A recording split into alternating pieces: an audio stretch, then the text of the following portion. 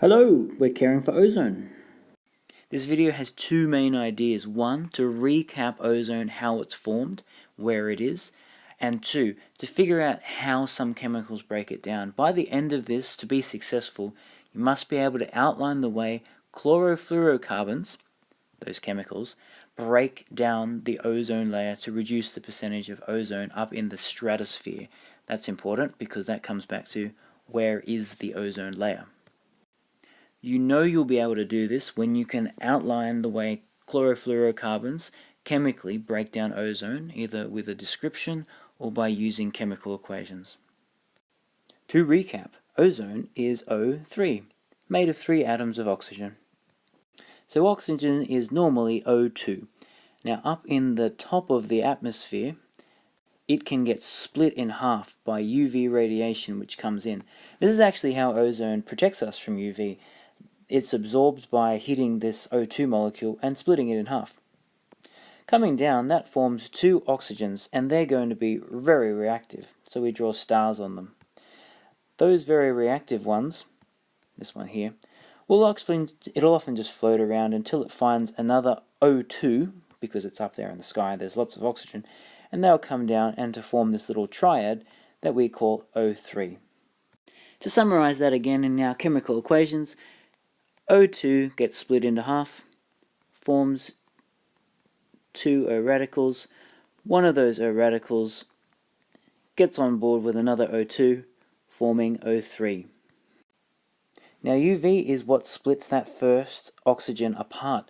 So this whole process uses up UV, which stops it from coming to the surface, which stops it from burning our skin. So this is how the ozone layer protects us. We last talked about this when we were talking about evolution of life.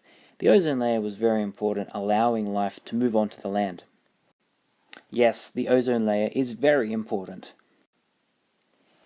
Put simply, increased levels of UV would cause massive tissue damage, increase cataracts, and all of that leads to cancer. UV radiation and the link to cancer is a very well established link. Possible effect on vegetation, of course, decreasing growth. The ozone layer is very important because it decreases this level of UV radiation. So where is this mythical ozone layer?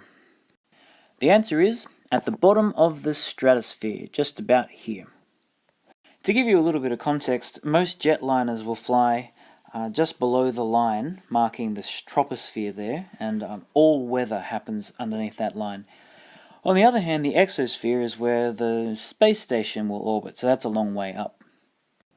Now, whether or not you need to memorize this diagram is unclear.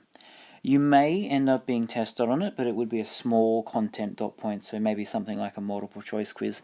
If you are on top of things and you want to challenge yourself here, I remembered it in school by saying the stratosphere met the exosphere. It's not very imaginative, but I do remember it all these years later.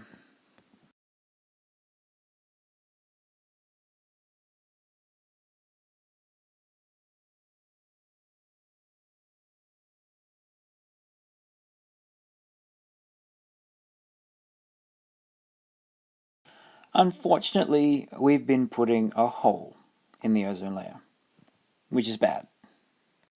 And the culprit are chemicals called CFCs. And you could probably guess what they were used for by looking at their trade name, Freon. Refrigeration, propellants for aerosols, and also solvents for dissolving things. And one of the reasons why we use CFCs is because chemically they were very stable, which means they didn't break down easily. Unfortunately, that's a problem, as we'll see. Now, CFC stands for chlorofluorocarbon. Altogether, chlorofluorocarbon. Now, starting with that carbon, surrounded by 4 bonds, and connected to fluoros, so fluorine, and chlorine, which makes the chloro. Now, your chemistry, no matter how good it is, needs to remember that structure because that is very important to how it breaks down the ozone. Now, like we said before, this chemical compound is very stable, which is a great thing. That was why it was used in the first place. But unfortunately, that persists in the environment, floating around, slowly getting higher and higher in the sky, when it's attacked by UV, which comes through and breaks off one of those bonds.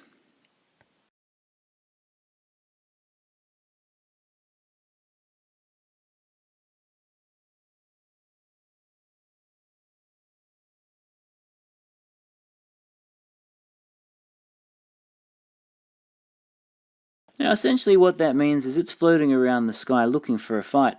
The first fight it comes to is those ozone molecules, 3 O's together.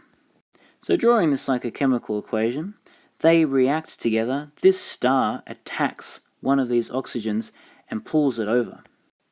The product, coming down here, the products will be that ClO and then the leftover O2 over here. There we go. Now, that ClO is also a bit of a radical, so I'll draw a star in there. But that's not all. It's destroyed that ozone molecule, but it's not finished. It comes down here next, where it finds some random oxygen. Here we go, just a random oxygen, just floating around. That's by itself, so that happens to be a radical too. So those guys are going to get together. These two here, they join forces. And coming over here, they break down to form the O's. And most importantly, that chlorine is back. It's been regenerated and it's still a radical. And now that Cl is free to float up here and start the process all over again. So we have this cycle, I suppose. The CFC is broken down, forms a Cl radical which attacks ozone and kills it.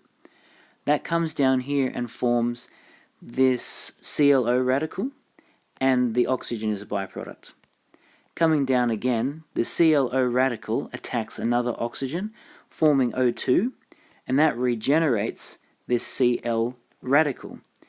That leaves it free to come back up here and start its evil process all over again.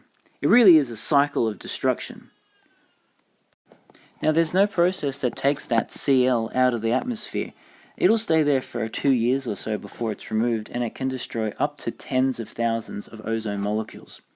Now, to run through the chemistry, I'm going to write this down briefly and skip straight to it. To recap, 1. The CFC is broken down. Arrow breaks it down, UV. It forms the radical Cl star. 2. That Cl star attacks and kills the ozone, forming a ClO radical and O2 as a byproduct. 3. The ClO radical regenerates. It uses another O to release the Cl star, which then goes back in our process and starts the thing all over again, attacking and killing O3. Just going to leave that there for a moment.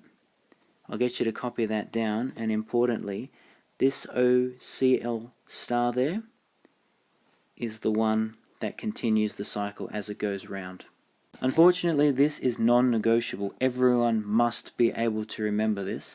Maybe not in symbols, but definitely being able to spell out this process in words, as a word equation or a description. There's a lot to this video, so I want to make sure that everyone has the time to go back, re-watch, pause, and make your notes, whatever it needs to get it stuck into your head with those equations, drawing in a circular picture or writing it down. To recap, the equations to know how it's formed, the equations to know how CFCs break it down, and some incidental information like where it is, how it protects us from UV radiation, and the other layers of the atmosphere of that extra level here. You'll know you can do this when you can outline the way in which those CFCs break it down using the chemical equations or a written description. Really, you need to go back and really recap, make yourself some good notes on ozone and where that comes from, and good notes on those chemical equations for the breaking down of ozone, and we'll be starting with that when I see you next.